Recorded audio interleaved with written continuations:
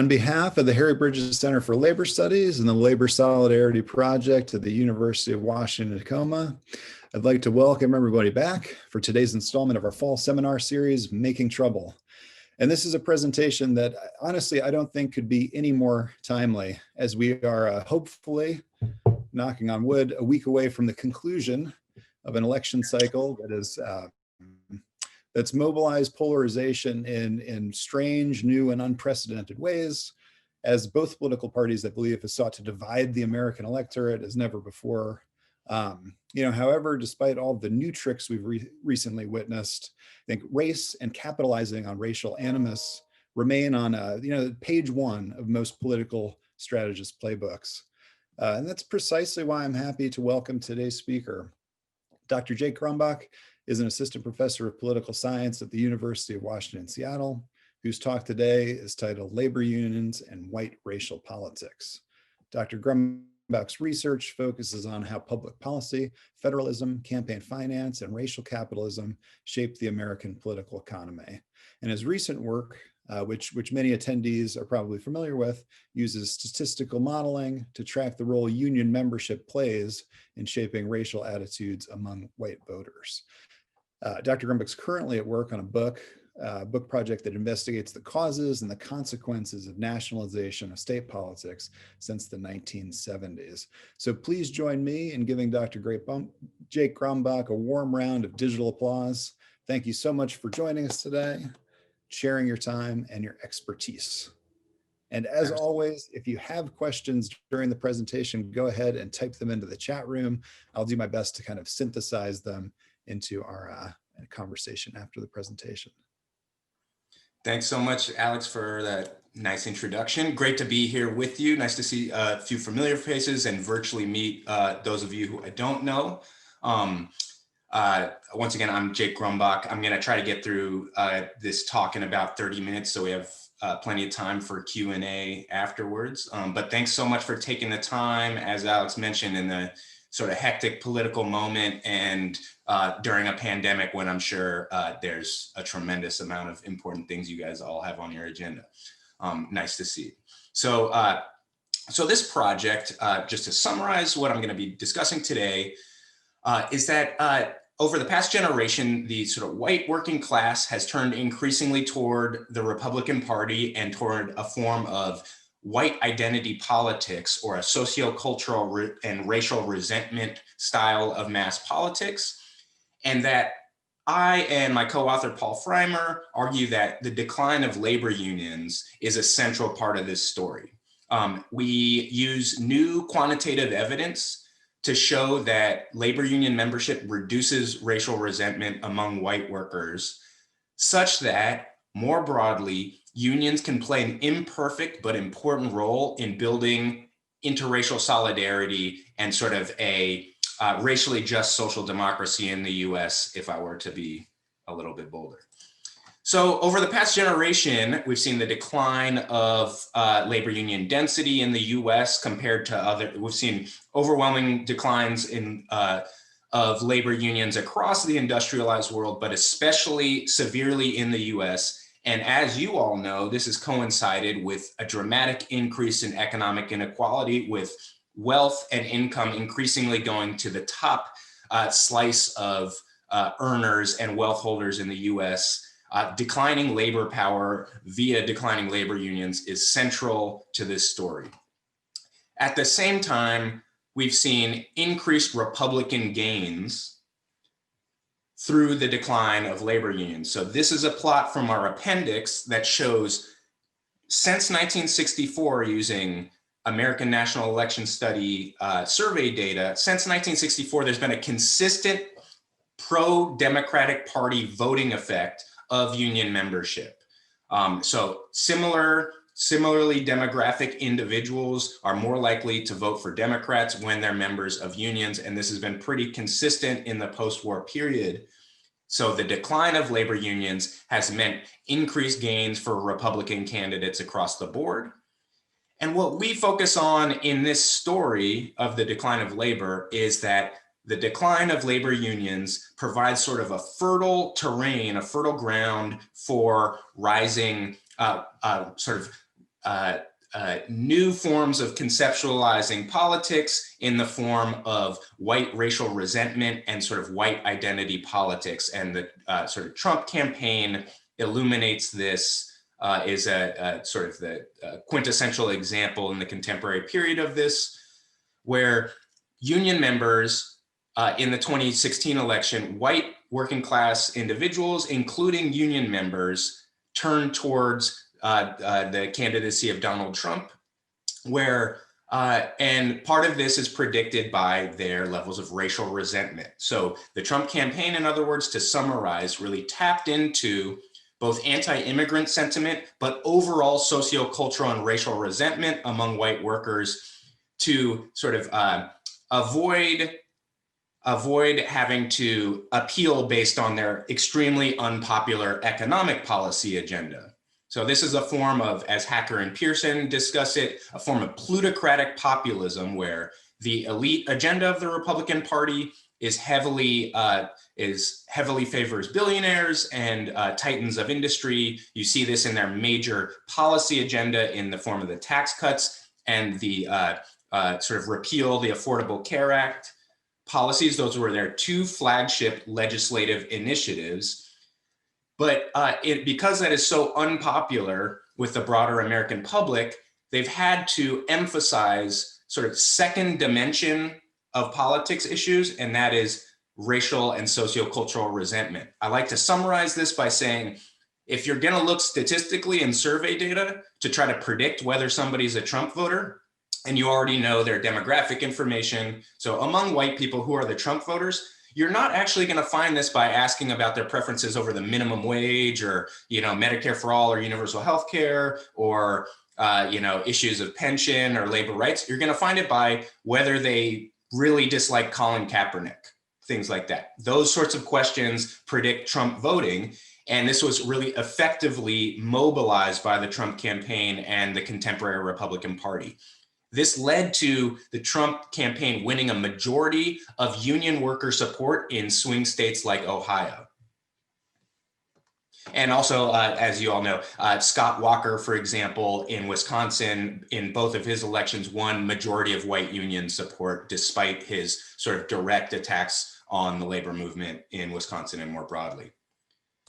But overall, we can't just sort of look at where the white working class is now and where white union members are now in terms of their racial and sociocultural resentment. If we're going to look at whether unions and the labor movement can play a role in pushing back against sort of white resentment politics and engaging in sort of interracial class solidarity politics, we have to look at the effect of union membership, right? So on average, white union members tend to be racially resentful and vote for Republicans. But what is the role of union membership and what would happen if they weren't in unions? So looking historically, we have a ton of wisdom to draw on. So shout out to all the historical scholars out there. They built the sort of basis for our inquiry here with lessons throughout history. And the lessons point in both directions of what the union sort of effect on racial attitudes among white workers will be.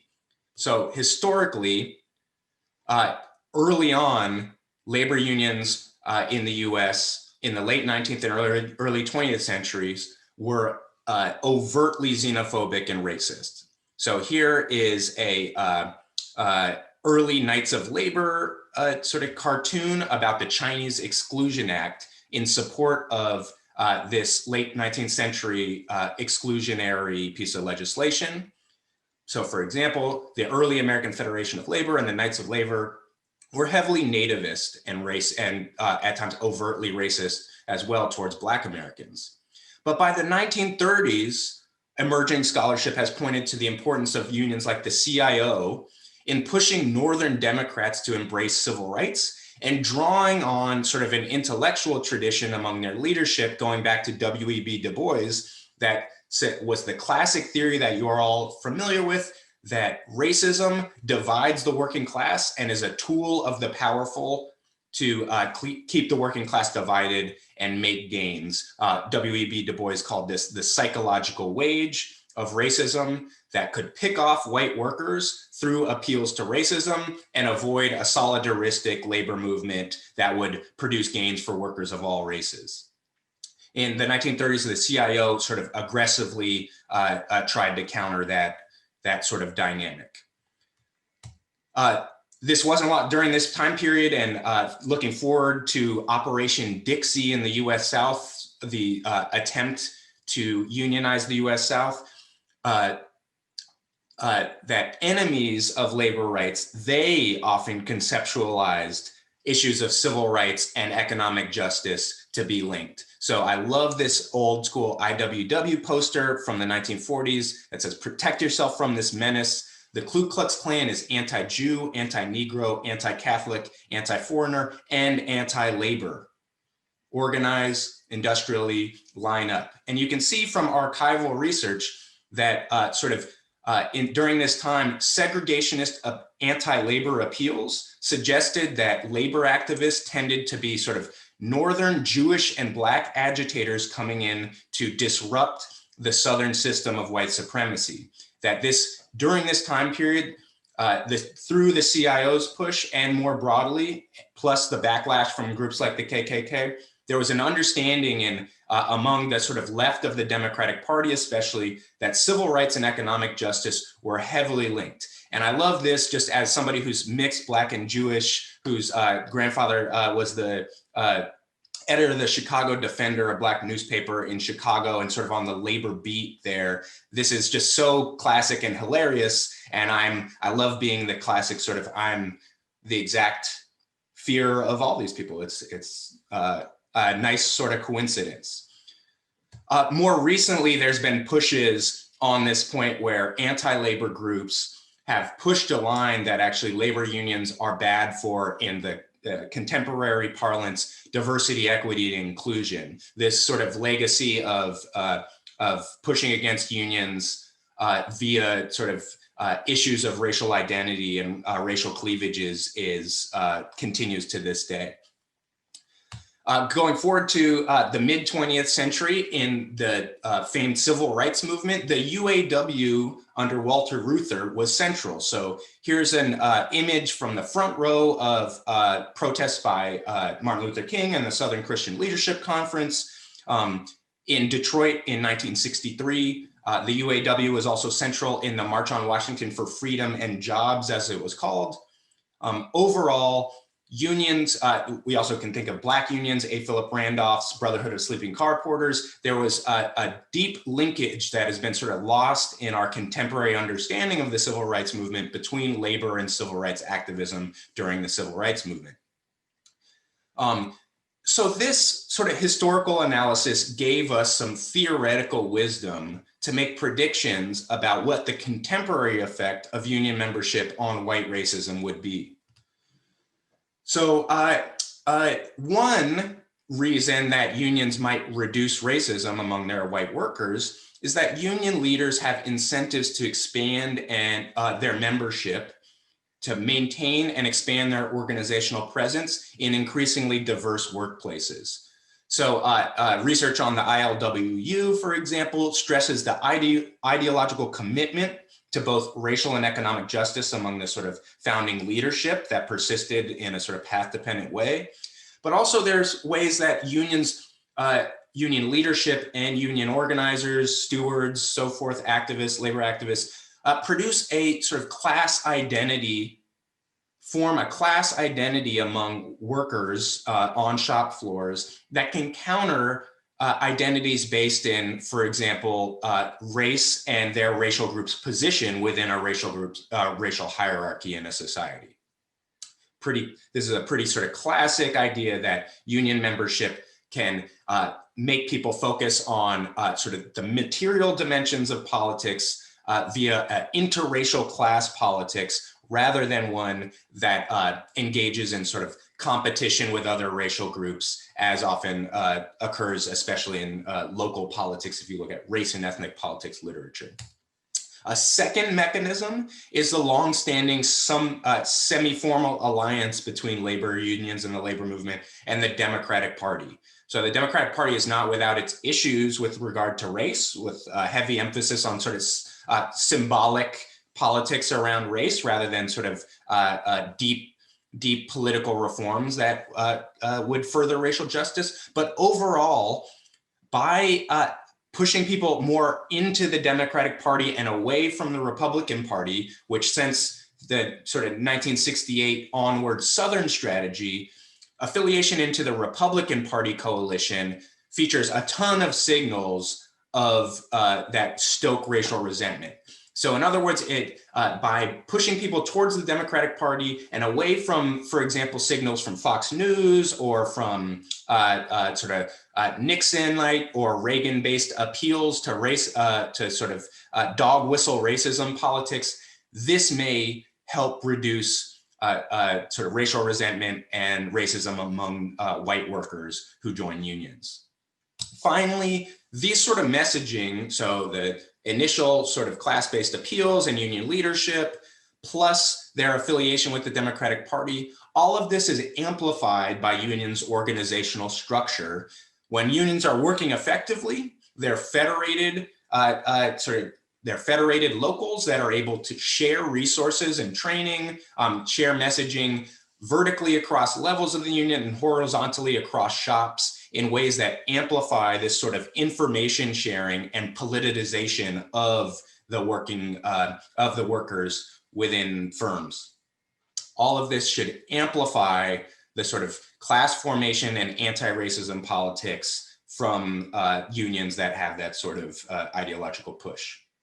For example, here's an excerpt from an AFL-CIO training that's titled, "Talking about Racial and Economic Justice, Tools to Move a Constructive Conversation Within Your Union and Within Your Community." So all types of unions provide these sorts of resources to their stewards and organizers. This is true in the recent teacher union strikes in states like Oklahoma featured this sort of line of literature. There's existing research that union members are more politically informed and do more workplace discussion of politics than non-union workers. All of this is through this mechanism. This amplifies this sort of anti-racism organizing and messaging and links the sort of ideas regarding economic justice, workplace democracy, labor rights, and so forth with a conceptualization of civil rights, right? And hammers home the point, as Richard Trumka did in his sort of 2008 Obama stumping, that racism is a tool of the ruling class to divide workers and essentially exploit them. So what we do empirically is we take a few sort of prominent, mostly political science survey data sets that hadn't yet been used for this purpose. And what we do is two sort of research strategies, and I'll focus on one of them today. So we first look at comparing similar demographic individuals. So, matching a white person who's between 45 and 54, who earns about the same amount in the similar geographic place with a non-union member that's very demographically similar. We see their racial attitudes. But in this, I'm going to talk about this panel research, which is a bit more effective statistically at trying to get at the causal effect of joining a labor union. And what we do here is we ask whether joining a labor union produces change in racial attitudes relative to those who don't join unions. So here's sort of our main results table. There's other supplements in the paper that you can look at. If you don't have a link to the paper, happy to send it. If you don't have library access to get the sort of paywalled paper, happy to email you a PDF, and you should always email for it. But here you see in the first row that gaining union membership in this regression table here, gaining union membership reduces racial resentment by about 4.6% of the overall racial resentment scale. That's a relatively big effect substantively when you compare it to other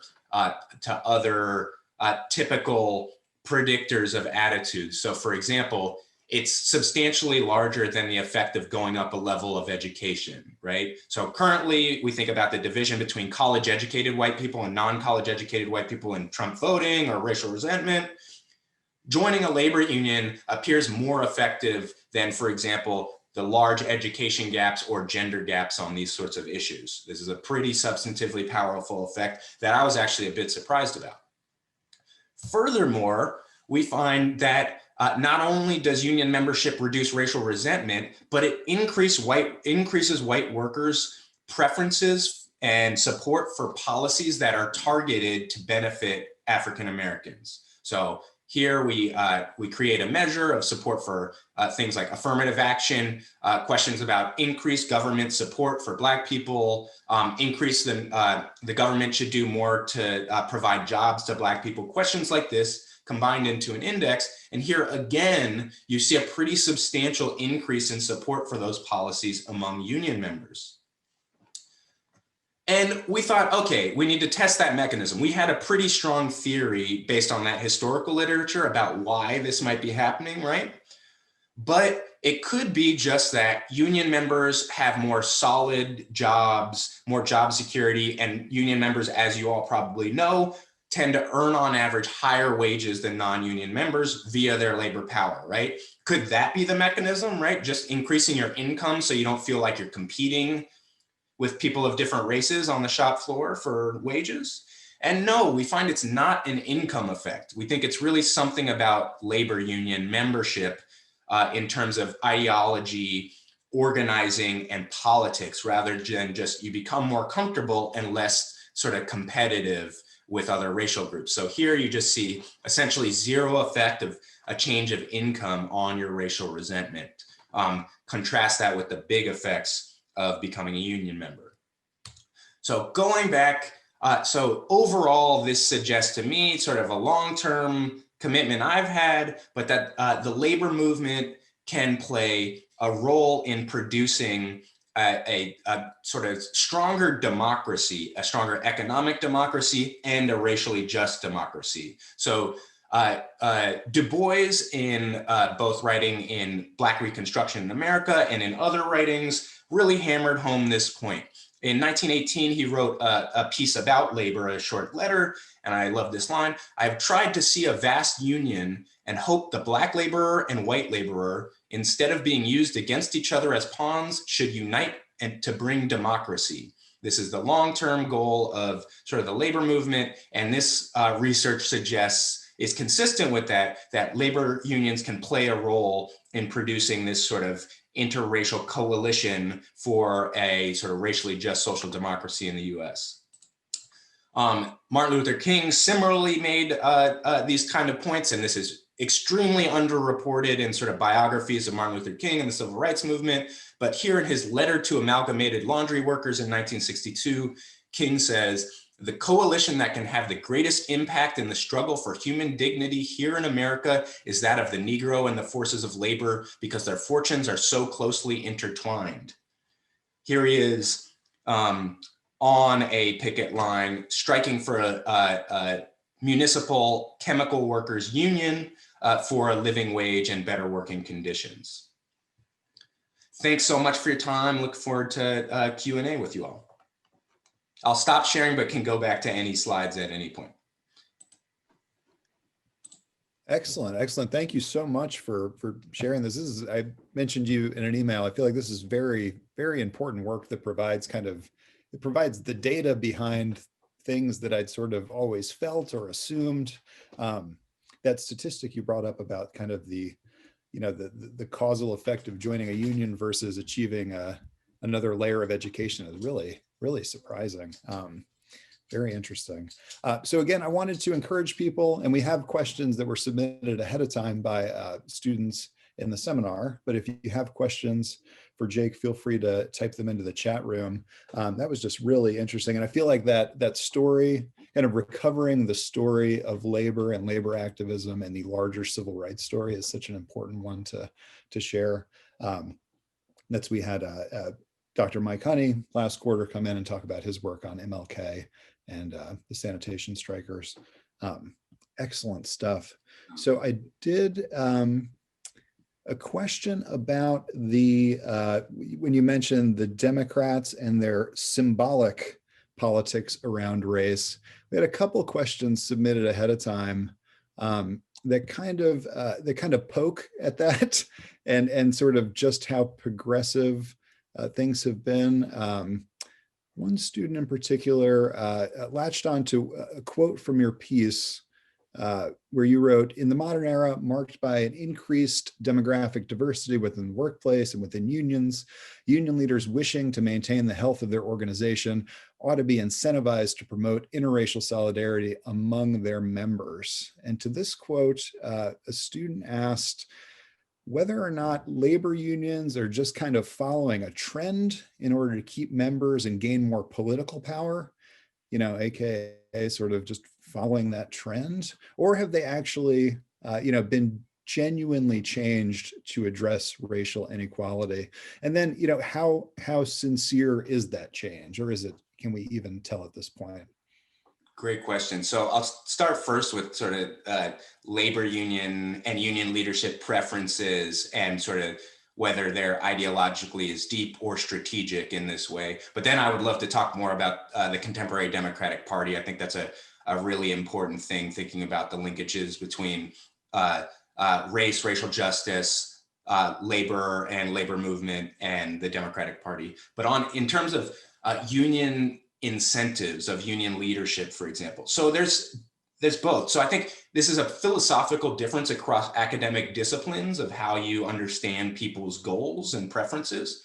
So one is that a more cynical take that comes out of economics, which I actually buy, is that there is this strategic incentive. For example, in the 1990s, as labor unions shifted their orientation towards immigration policy, this was about unions being on the losing side since the 1970s and realizing that they needed to reorient their strategy. I thought that was probably more strategic rather than some longstanding, deeply held ideological commitment.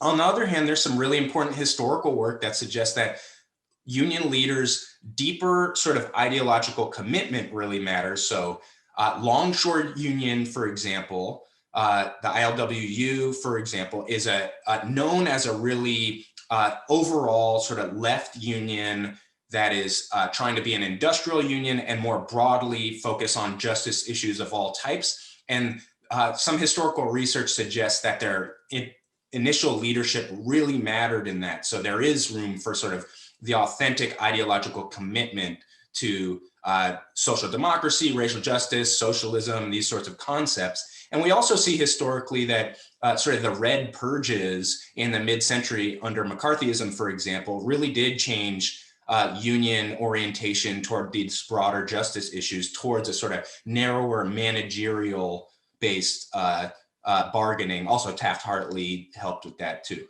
But I think that is a really important question. But I think overall, we shouldn't worry too much whether it's sincere ideology or strategy. In most politics, politicians, for example, often just bend with the political wind. So if the Democratic Party becomes more aligned and supportive of the labor movement, it's unlikely to be just out of the goodness of their hearts. It's because the labor movement is powerful and forcing them to take that on. So I don't think we should worry too much about deep sincerity versus strategy, but that's such a good question. Alex, would you like to continue? I'd love to talk also just about, I think, the symbolic politics of the Democratic Party on a number of dimensions is interesting. Sure. Well, we've had a couple people weigh in on the chat board too, and I see Amber is asking about, she's sort of comparing her personal experience, union member, and I see more people of color and women than white men. What is the case? Was that the case historically as well? And this is coming, Jake, we should mention too, we had Trevor Griffey in last week talking about organizing within the buildings trades in the early 70s and their resistance to affirmative action. So I think that, when we hear people who have union experience today, that looks a lot different than what it looked like in the 80s and the 70s. Can you, and I know that's part of your... No, I love this. So first is that it's unclear. So those historical cases, so for example, the UAW in the mid-century under Walter Reuther that supported the Civil Rights Act and was very central actually to sort of pushing LBJ and Northern Democrats and Republicans to support the Civil Rights Act, that was a majority white union and overwhelmingly male.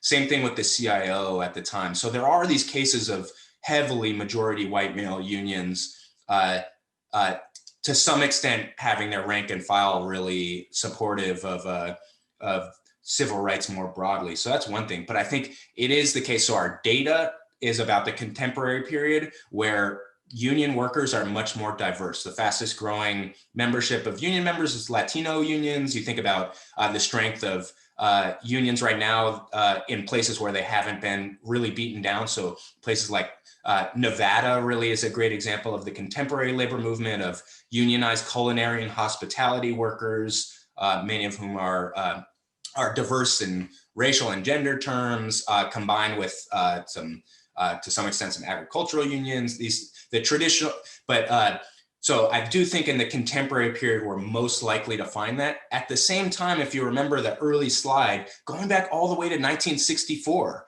if you control for every demographic characteristic, union membership still makes people more democratic. And 1964 was an election all about civil rights. It was Goldwater against LBJ, and the big thing on the agenda was civil rights. So that was not an election where people were kind of confused. It was similar to like 2020, where people kind of know the racial orientations of the parties. So I do think, you know, we don't have great statistical evidence from back then, but it does appear that even in these non-diverse unions, that they sort of started pushing a combined agenda of racial and economic justice. But I will say there's still to this day clearly variation in how interested unions are in racial justice. So at one extreme case is like Customs and Border Patrol and ICE have unions, and police benevolent associations, almost all of which have outright endorsed Donald Trump this election season. Those are the case. Those are clearly different. Correctional officers unions, probably the case. Then you have something like Teamsters and the building trades, still heavily white men, and probably less interested in racial justice, and membership within those unions is less effective probably. Then you have, but then we find that across sort of industry categories, we find a consistent effect. So I used to think, okay, it might just be these more professionalized unions, like teachers unions, for example, college educated, maybe that's where this is happening, but it actually goes all the way down to service. You know, it's not just teachers and nurses unions, it's service unions. It's to some extent things like construction and building trades, agricultural unions, across sort of social class, I guess one would say there's a consistent effect, but there are these big exceptions. Today, I think these public safety unions are the very extreme case. Yeah. Yeah, it seems like those are the, when people think of unionized labor, it tends to sort of point towards sort of a, it's a white identity politics play when you talk about bringing back, industrial jobs in the Rust Belt. At least in 2016, that was an appeal toward white union voters, right? Exactly. And the danger there is that, so across the mass public, if you survey people, they tend to think of a white hard hat that is what they tend to think of when you say like union worker, especially in those Rust Belt states or coal states and things like that. But the Democratic Party has sort of, I think, missed an opportunity to redefine working class, not to cede the concept of working class, but to say the new working class is diverse on all these dimensions. So when we think about, for example, organizing the gig economy or new models like the Fight for 15 among retail and fast food workers, that there's a real opening to say the current working class is diverse. It's overwhelming. It's young people, it's immigrants, it's women, people of color, white men, it's all types of people. And that the Democratic Party could return to this sort of Du Bois style model of suggesting we are a unified working class. How do we support workers? And thinking about intersectionality the really important concept these days, but understanding that intersectionality, one of the intersections is class, right? And how class intersects with, for example, when we think about sexual harassment in the workplace, or we think about issues that of racial discrimination in the workplace and so forth, all of these things interact with worker power, right? So thinking a deeper form of intersectionality that understands how exploitation based on these identities occurs through sort of low labor power. Nice. And that kind of takes me back to a question, maybe actually sort of back to the first question I asked, but toward another question that a student posed on that kind of, this mutually beneficial kind of symbiotic relationship between unions and the Democratic Party, and whether or not the union votes are taken for granted, and with the assumption that union votes will be Democratic votes. Does that create sort of the precondition for sort of an inherently conservative policy based on the fact that, well, at least until 2016, we knew those were reliably Democratic votes? It's really fascinating. Like, I do think openly, I'll say, like, the Democratic Party at the national and at the state level has missed some big opportunities to expand the labor movement in ways that would have benefited themselves. And in social science, we call those policy feedbacks. When changing a policy changes future politics by, for example, making it easier to join a union, then changes the power of labor in a state or in the country, which then affects future elections. So when we think about Virginia recently in 2018 became unified Democratic, it's a right to work state. And the state Democratic Party doesn't seem interested in changing their right to work status and making it easier to join a union. In 2009 and 2010, the Obama administration's Democratic supermajority talked about the Employee Free Choice Act to allow majority worker sign up signatures to certify a union to amend the National Labor Relations Act.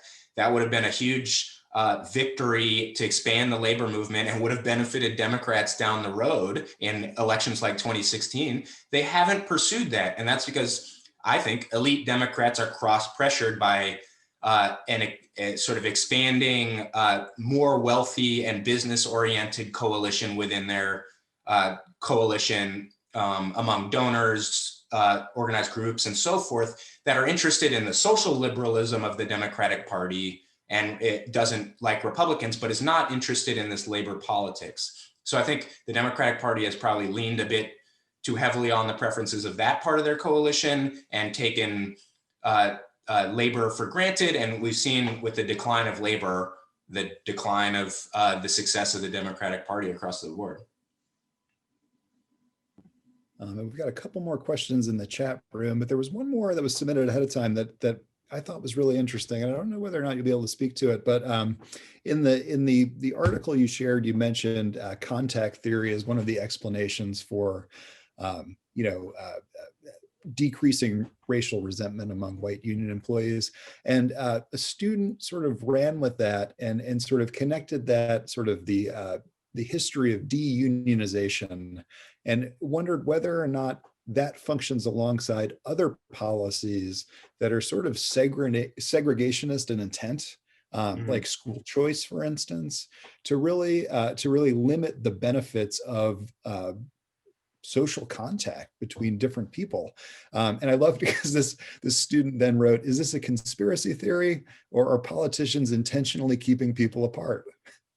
So this is an excellent question. So the first thing is that actually the contact theory thesis in terms of labor unions' force against sort of white racism, I actually don't know. So unionized workplaces are similar demographically to non-unionized workplaces. So it's not actually probably just the fact that union workers are working around a diverse set of coworkers, right? There's something about, like, unions have to explicitly take on politics, right? They have to join workers together in meetings to talk about their workplace concerns. They have to connect sort of how politics works and their wages and health benefits and all of this. They have to connect this to politics, and they have to connect that to sense of how civil rights and economic justice are linked, it does appear that there has to be some affirmative action. That's a bad pun here. Affirmative action taken by unions to make this type of politics happen. At the same time, contact theory that goes both ways. So sometimes, for example, if there's an influx in your town of people of a different demographic background, it can produce actual backlash too. But sometimes it produces solidarity. So, and unions are a place where that solidarity seems to happen more than the backlash. Whereas immigrants moving to a town that was majority native-born white does seem to produce backlash. At the same time, so I think one key thing about unions is that the workplace, if you're able to organize a workplace, that already is a way more racially and demographically diverse group than where people go on their free time. So people spend a tremendous amount of time at work, and it tends to be more racially diverse than at your church or religious group, or when you go out to see a concert or hang out with your friends and family. Sort of people select, due to long-standing sort of cultural factors, select into relatively homogenous groups. And there's the old school civil rights quote: the most segregated hour in America is like 10 a.m. Sunday church time.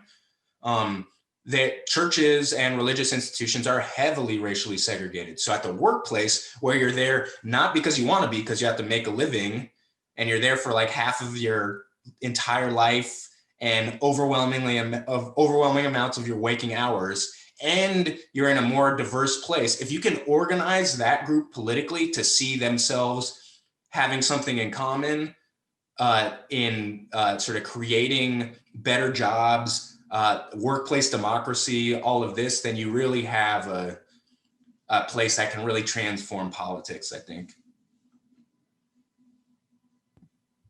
That's very interesting. So in terms of this being part of a larger conspiracy theory, should we be lining our baseball hats with aluminum foil? I mean, I wouldn't say it's a conspiracy. There's heavily entrenched interests, like, in urban areas, the sort of professional middle class and above, like, is very invested in opportunity hoarding and, desegregating housing and education has been a battle throughout American history that's really been difficult and fraught. And actually, remarkably, segregation has become worse since the 1970s. Like labor, so in the heyday of mid-century gains in national policy, like a robust civil rights movement combined with a labor movement, that produced actual big changes in residential and educational desegregation. And then more recently, you've seen, despite no real policy change, you've seen increased educational and residential segregation. Yeah, I don't have a great take, but it does seem like the decline of like these organizations. So the civil rights movement, a social movement, the labor movement, these are organizations, these are groups that get ordinary Americans involved in politics. And I think the decline of like that sort of robust democracy does contribute to this, Oh my gosh, we got a ton of great questions coming in on the chat board here. I did want to circle back to one that was asked a little earlier. I don't know if you'll be able to speak to it, but Jacob asked whether or not anti-union meetings and messaging, have you, in your research, come across any information? Has the messaging evolved as the complexion of the union member evolved? Yeah, so I do think this is, again, there's very sophisticated anti-labor messaging these days, and I can't remember the name of. So there's this other guy who studies labor, a political scientist, Alex Hertel Fernandez, whose work you should all check out. Really, some of the most outstanding work on labor issues these days. But he really finds. So he did a book that really focused on the Koch brothers' larger sort of network that gets engaged in state politics, and has been really important in the sort of right-wing shift in these Midwest states like Wisconsin, Michigan, and Ohio. And he finds that, they have these initiatives for like Latino outreach, for example, to produce a sort of a sense of, to reduce solidarity in these ways. So there really are some sophisticated anti-union initiatives and organizations that try to exploit these sort of racial identity cleavages. And the Democratic Party really needs to be active about this if they want to win, and if they want to sort of continue a robust labor movement. So, for example, now, like going back to the symbolic politics of the Democratic Party, where it's just not going to cut it to do more sort of basic,